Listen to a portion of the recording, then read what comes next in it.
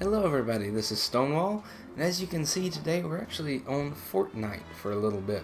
Now, I have played Fortnite quite a bit in the past. I haven't played as much of the Battle Royale as I have the Save the World side of it. I actually bought the game before Battle Royale came out, so it was still only Save the World at the time. There was no actual multiplayer mode. So I just wanted to go through a little bit of Black Ops 4 versus Fortnite. Now, this is not a direct comparison because that's kind of, apples to oranges type thing. But I wanted to highlight a couple of things that I feel like each game does better than the other. And we're kind of starting with Fortnite here and what they do better than Black Ops 4. I'm not saying Fortnite is a better game, but I am saying that there's a few things that I like better that Fortnite does than what Black Ops 4 does. Almost said Battlefield. Haven't played that in a while. Anyways, so first off is the way the Battle Pass works. Now, the biggest issue I have with it is kind of parts of it's kind of behind a paywall unless you play enough Save the World to earn V-Bucks. You actually can earn quite a number of V-Bucks pretty easily in Save the World, and so that's what I've done. I have not spent any money on this game since I bought the initial download for it. So I haven't bought any V-Bucks, anything like that. I've earned all the V-Bucks to pay for the battle passes, all of that. So after you earn that, then the tier progression is all challenge and rank based. The issue I have with the Black Ops 4 contraband stream is it's primarily time-based. So it doesn't matter if you're a better player or you can complete challenges, at least currently. There's not really a way to progress faster outside of a single tier skip a day. So that's one thing I feel like that Fortnite actually does better than Black Ops 4. And I know Fortnite has been out a lot longer and that there are challenges planned for Black Ops 4 as far as I'm aware. So that's just something that they do better currently. The Black Ops 4 system may wind up better than this in the end. Next, new content launches for everyone at the same time. Doesn't matter whether you're on PC, PlayStation, Xbox, Apple, or Android. You get the same battle pass, you get the same map changes, the same new vehicles, equipment, guns, all of that at the same time. And I really like that. I understand, money going both ways between Activision and PlayStation. I kind of understand that, but it bugs me a little bit, especially as somebody who's trying to make videos and I'm on Xbox. So next up we have the cosmetic gear can be earned. So the fact that there are V-Bucks within the Battle Pass and you can earn V-Bucks by playing Save the World, you can earn enough to buy some of the cosmetic items. As far as I'm aware, for Black Ops 4 and really any Call of Duty game in the past, there's no real way to earn COD points. So some of those things are just, you just can't get them unless you pay for them. These, you have the option to save up V-Bucks in order to buy whatever you want. Of course, you are kind of limited in how fast you can earn V-Bucks. You wind up spending more time playing Save the World than the Battle Royale. But that's just kind of the way it goes. I wish there was a better way for earning the items in Call of Duty. Next is regular new content. So, and I know I'm making this right after a big announcement from Black Ops 4 in some of the upcoming content changes to blackout mode, new camos coming to blackout, all kinds of things. Of course, the contraband stream resetting coming up soon, all of that. So, but one of the things is pretty much every week or so there's some at least small change to the map or to weapons, that sort of thing. in Fortnite. Alright, so that was just 4 things that I thought up. Let me know in the comments below if there's something else that I missed, or what you see as Fortnite doing something better than Call of Duty. So next, let's actually flip over to Call of Duty for a second.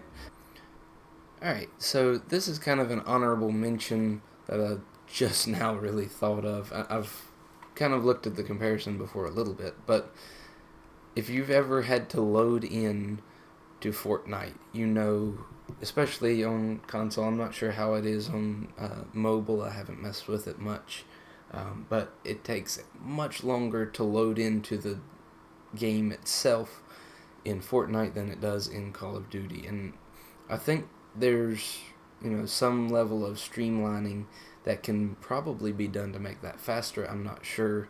I'm not a programmer, so just looking at overall that comparison, kind of an honorable mention in favor of Black Ops 4. But next, basically my number one is the menu and party system. So me and a couple of friends can get into a party, back out, go over to blackout, go over to zombies, stay in a party together. We don't have to both of us exit and go over to the other mode and then try to join back up. It's a small thing, but it's very convenient in Call of Duty. I like the way the menu and the party system is done. Next is there is some level of cross-mode progress and challenges. So what I mean by that is, well, we can even look at some of the weapons, and you can earn these other camos in playing zombies and use them in multiplayer. And I think that's pretty cool. There are other things, calling cards, of course, is another small thing. And even here in the main menu, there's a set of calling cards that each requires a challenge to be done in one of the in each of the 3 modes.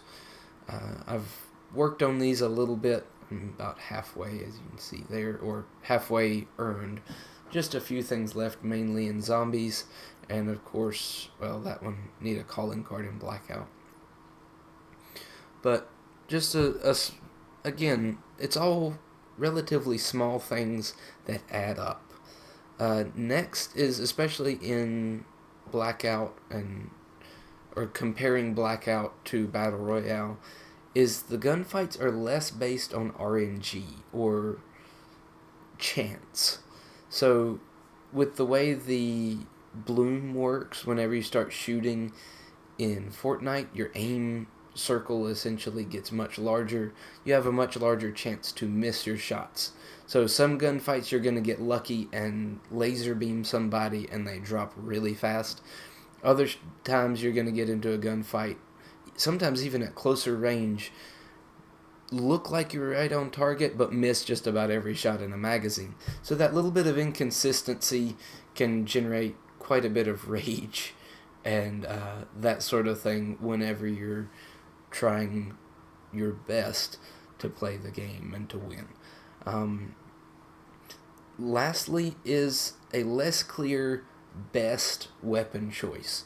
So in Fortnite, everything is rarity based, and so you automatically drop the purple gun for the orange or gold, whichever color that is, anyways. But there's kind of a clear, this gun is better than that gun. In Call of Duty, it's a little bit less clear. So everything's situational, and I know there are different classes of weapons, so, your assault rifles, your suppressed assault rifles, your heavy assault rifles, burst, all of that in Fortnite, and I know personal preference does come into that. But I feel like there's a little bit more variety in overall weapon types in Call of Duty. Now, that's another point that's just kind of a personal thing that can easily be argued the other way, and I'm perfectly fine with that. So anyways, I just wanted to go through a few things looking at the differences in Call of Duty and Fortnite, the way they're done, and the way things are earned. Now, I know a lot of things for the Black Ops is changing or going to be changing within the next couple of weeks. Of course, I am on Xbox, so I'll get things a week later. I've still got 9 days on the Contraband stream. I'm actually at 136. I don't think I'm going to be able to get the last weapon or the last character for Blackout. But, and again, I'm not really playing this like a full-time job or anything like that. I guess I technically do have enough COD points from not spending them in previous Call of Duty games whenever they give them to you. I could buy my way up pretty much the whole way, but I'm probably not going to do that. So anyways, I'm looking forward to see what they've got coming in the next Contraband stream. I know there's like 3 brand new weapons, a new specialist that you get for completing Tier 1. So should be exciting. A lot of things coming down the pipeline, and hoping for some good challenges to be able to complete and earn tiers. Make things go a little bit easier whenever you've got somebody who's a better player and may not have to invest as much time to earn the same thing that somebody who's not as good of a player is going to earn, if that makes sense.